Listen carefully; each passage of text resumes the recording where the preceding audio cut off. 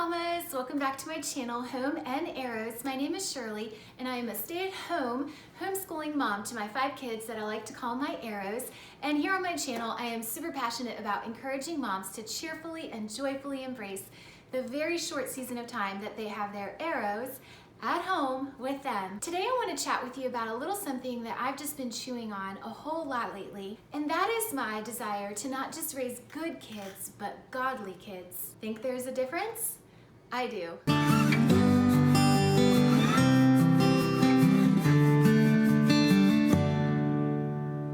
So when I was a mom of much younger children, right now my children range in age from 12, almost 13, to 6, almost 7. And when my kids were much younger, like toddlers, I was a part of a group at my church. It was very similar to a MOPS group. And if you don't know what MOPS is, it stands for, I believe, Moms of Preschoolers or something like that. And it's specifically targeted for moms who have younger kids. And I'm gonna hit pause right there and say, if you are a mom, a young mom, an older mom with younger children, I really want to encourage you to find a tribe, find a place where you can fit in, where there are other moms in the same stage or season of motherhood that you're in.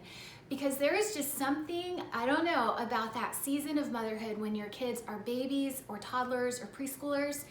It's just a very, for me at least, it was a very demanding and intense season of motherhood. And it was really important for me to surround myself with other moms who, I think I'm missing an earring. That's okay. I used to joke around that this group of ours at my church was more like a support group than it was like a connect group or a life group. And it was at one of these mom groups that we had that we would bring in like guest speakers and stuff to talk about different topics of motherhood pertaining to life with little children. And one time we had my then pastor's wife come in and talk to us, and I remember her saying something that just totally stuck with me all of these years. And she kind of started her little talk with us saying, my desire is not to just raise good kids, but to raise godly kids. And you might ask, what does that even mean? What does that practically even look like?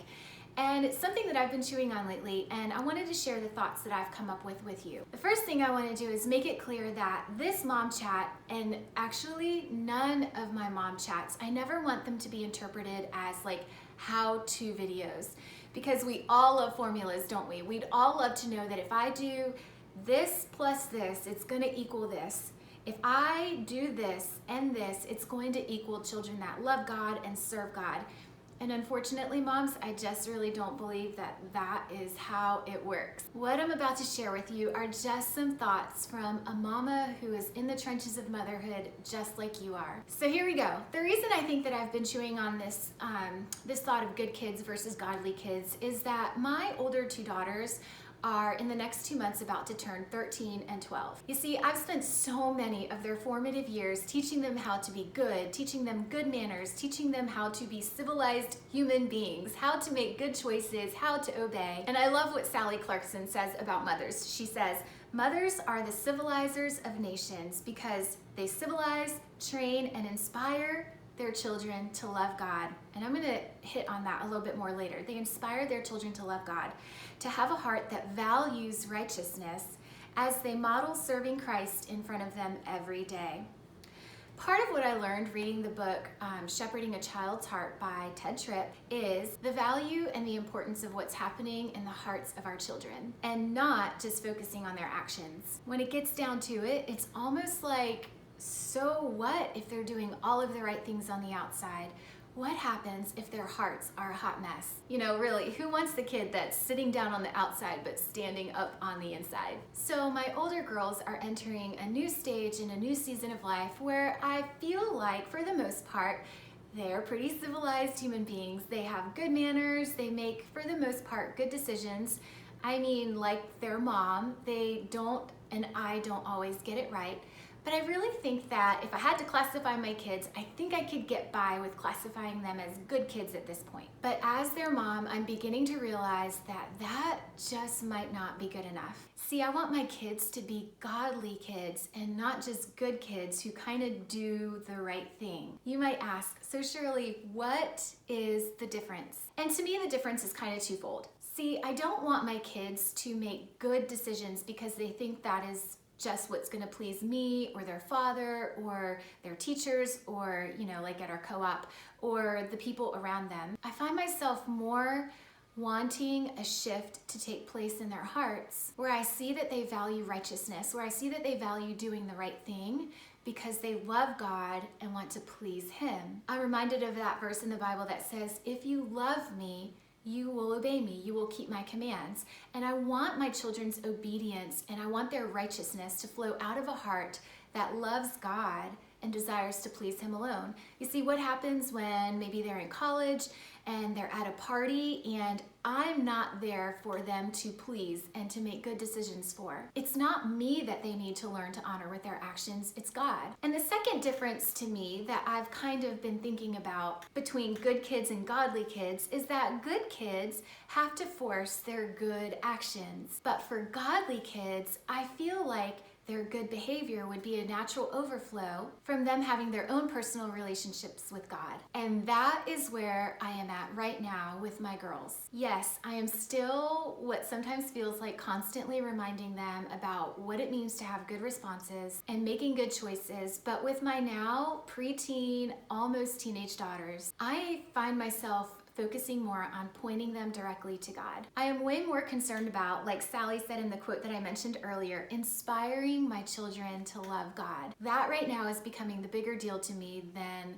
correcting them all the time and telling them the right things to do. I love how she words that, inspiring our kids to love God. And I really believe that most of this concept of inspiring our kids to love and to know God for themselves is a concept that is more caught than it is taught. It's not something you just tell your kids to do.